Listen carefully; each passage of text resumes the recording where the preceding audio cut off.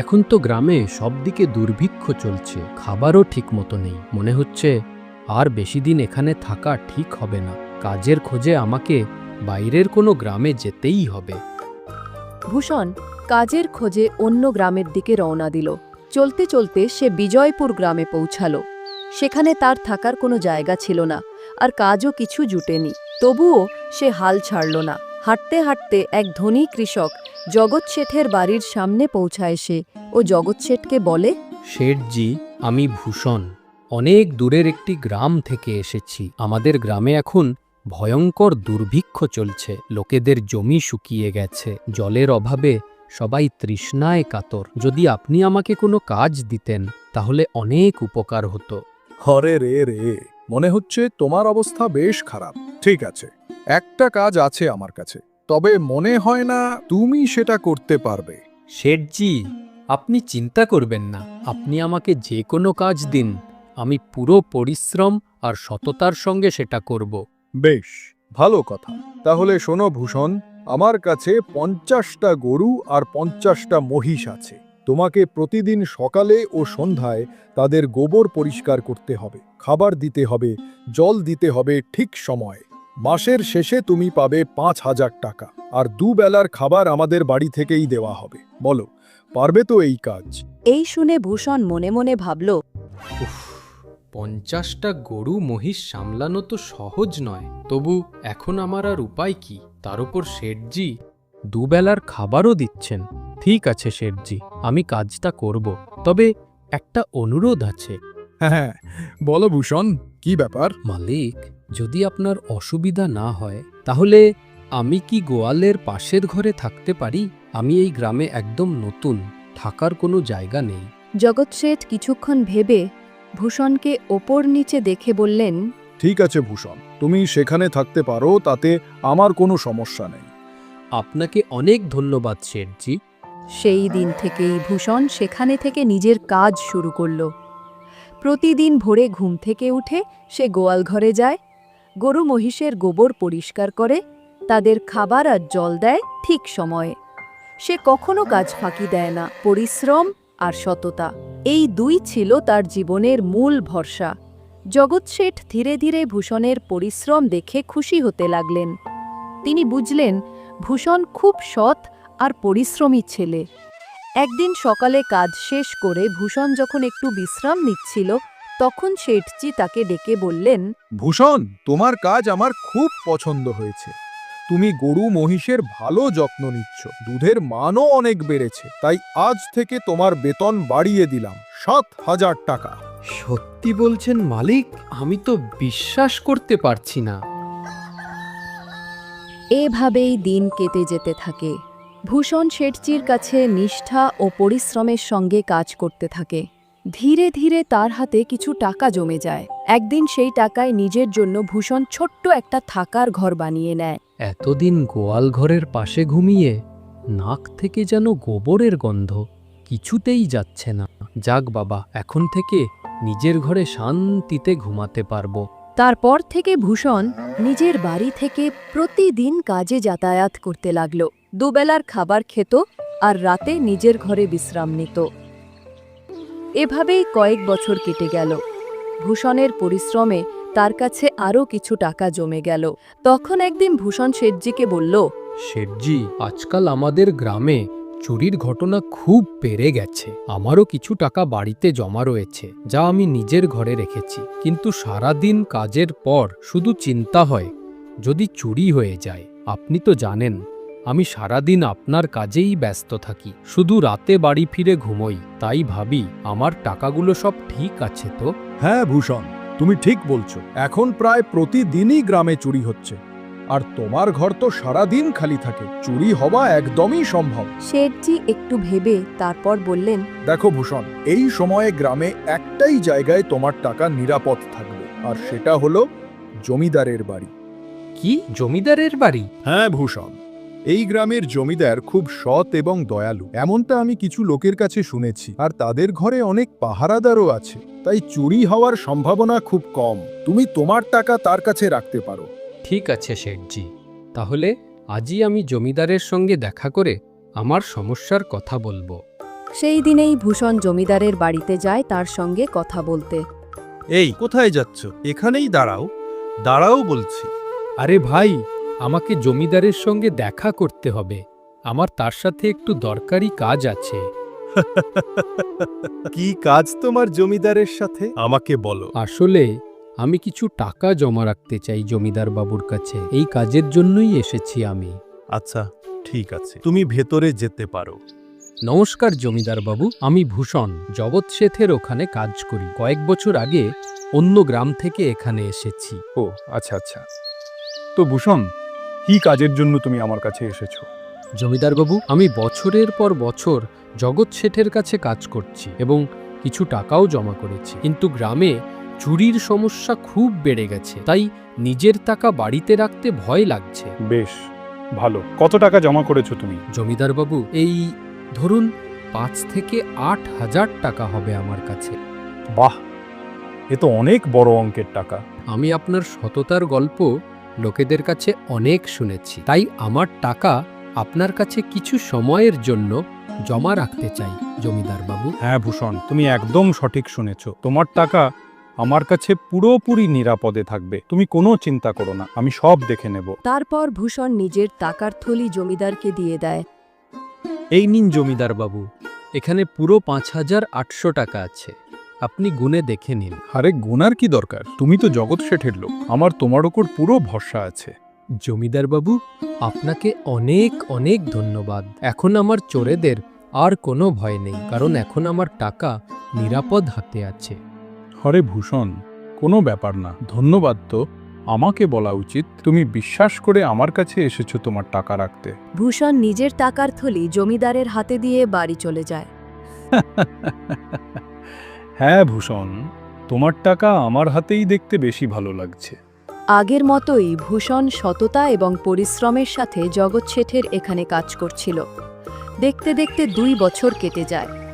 একদিন ভূষণ ভাবে, অনেক বছর ধরে আমি জগৎ শেঠের এখানে কাজ করছি। শেঠজি খুব ভালো মানুষ, কিন্তু এখন নিজের কিছু করার ইচ্ছে জাগছে। আমার কাছে কিছু টাকা জমানো আছে, আর জমিদারের কাছেও কিছু টাকা রেখেছি।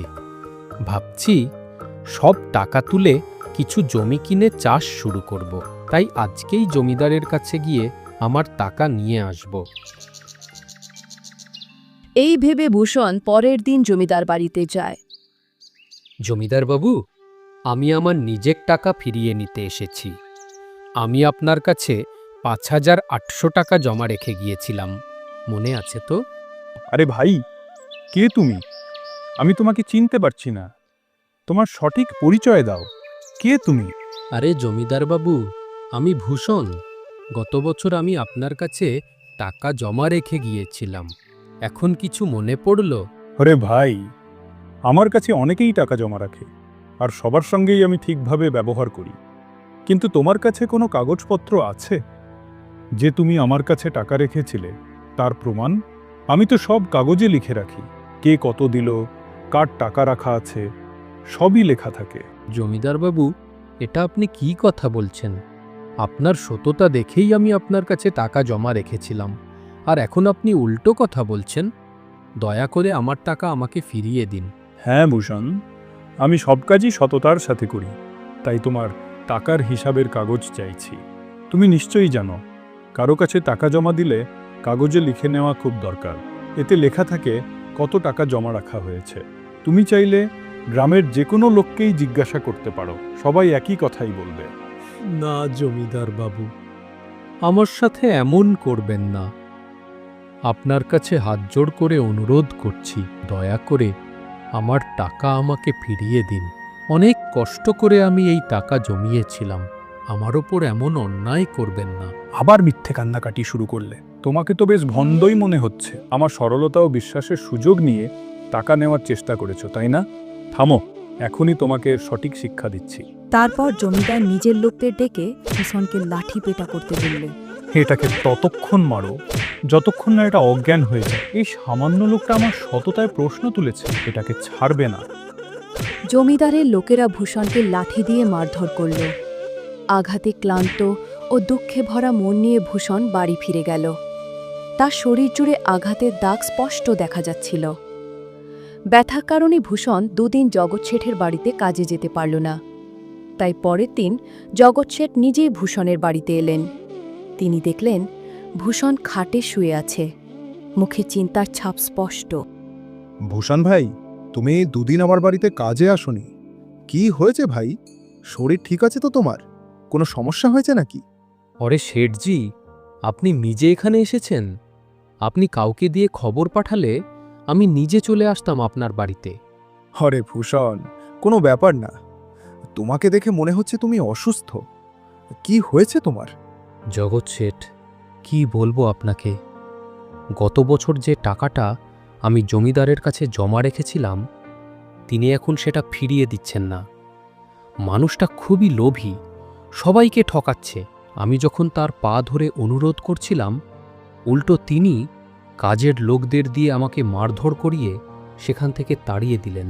ওরে বাপ রে, এটা তো ভীষণ গুরুতর ব্যাপার। আমি তো জমিদারকে নিয়ে সবসময় ভালো কথাই শুনেছি, কিন্তু সে যে এত নীচ মানুষ তা কোনোদিন ভাবিনি। এখন বুঝতে পারছি প্রতি বছর তার সম্পত্তি এত বাড়ে কিভাবে। আমাকে ক্ষমা করো ভূষণ, আমি তো তোমাকে জমিদারের কাছে যেতে বলেছিলাম। ভুল তো আমারও। না জগৎ শেঠ, আপনি তো আমার ভালোটাই ভেবেছিলেন। এ তো সেই জমিদারের লোভ।